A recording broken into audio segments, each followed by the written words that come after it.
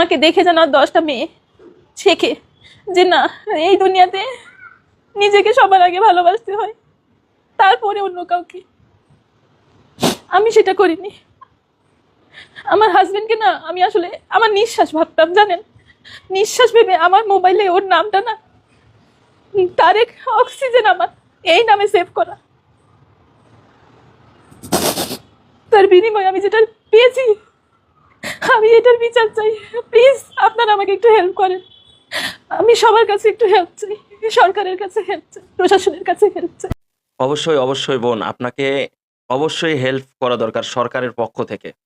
আপনি নিজের জীবনকে ভালো না বেসে আপনি আপনার স্বামীকে এত ভালোবেসে আপনার স্বামীকে আপনি একটা কিডনি দান করলেন।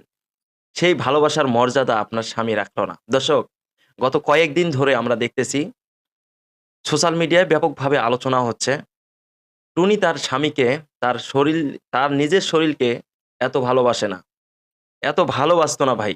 তিনি তার নিজের একটা কিডনি তার স্বামীকে দিয়ে দিল। সেই স্বামীকে বাঁচিয়ে তোলার পরেই সবকিছু যেন ভেঙে চুরে গেল। সাজানো একটা সংসার ছিল টুনির।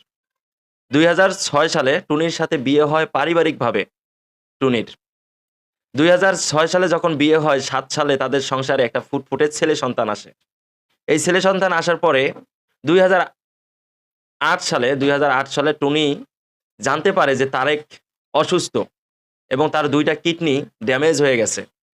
এই 2টা কিডনিকে ভালো রাখতে গেলে এবং ভালো চিকিৎসা করাতে গেলে এই 2টা কিডনিকে চেঞ্জ করতে হবে, পাল্টাতে হবে। তা না হলে কিন্তু তারেক বাঁচবে না। টুনি তার একটা কিডনি তার স্বামীকে দেওয়ার সিদ্ধান্ত নিল। একটা কিডনি। সেই কিডনি দেওয়ার পরেই তারেক উল্টো পোল্টি নিয়ে নিল। যেখানে এই টুনির মায়ের পেনশনের টাকা, তার স্বামীর যে এই যে চিকিৎসার এত টাকা লাগবে, সেই এতগুলো টাকা তার স্বামীর চিকিৎসা করানোর জন্য নিজে একটি বিউটি পার্লার দিল। মানে এত দিকে প্রেশার তখন, অথচ সেই স্বামী সুস্থ হয়েই পরকীয়া প্রেমিকের কাছে চলে গেল। তারেক কিন্তু অনলাইন জুয়াও খেলতো। তো এইভাবেই দিনকাল বেশি দিন যাচ্ছে না।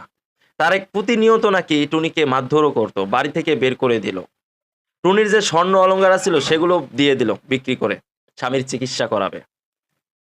নিজের নিঃশ্বাস ভাবতো স্বামীকে, আজকে সেই স্বামী তার সাথে এত বড় বেইমানি করলো। টুনি যখন সিদ্ধান্ত নিয়েছিল তার একটি কিডনি তারেককে দিয়ে দেবে, সবাই না করেছিল যে একটা কিডনি দেওয়ার দরকার নাই। তার মা, তার বাবা অনেক বারণ করেছিল, কিন্তু সে বলেছে না, তারেক আমার নিঃশ্বাস, আমার বিশ্বাস, আমি ওকে বাঁচাতে চাই। নিজের একটা কিডনি দিয়ে তাকে বাঁচিয়ে সে এখন টুনি আপার হাতছাড়া হয়ে গেছে। তারেককে প্রথমে একটা জিডি করে, জিডি করার পরে তারেক গ্রেপ্তার হয়। গ্রেপ্তার হওয়ার পর তারেক আবার জামিনে বেরিয়ে আসে। জামিনে বেরিয়ে আসার পর ভাই সে আত্মগোপনে চলে গেছে, এবং আত্মগোপনে যাওয়ার পর তার যে মোবাইল নাম্বারটি ছিল সেটাও বাতিল করেছে। এখন তাকে কিন্তু ফোন দিয়েও আর পাওয়া যাচ্ছে না এই তারেককে।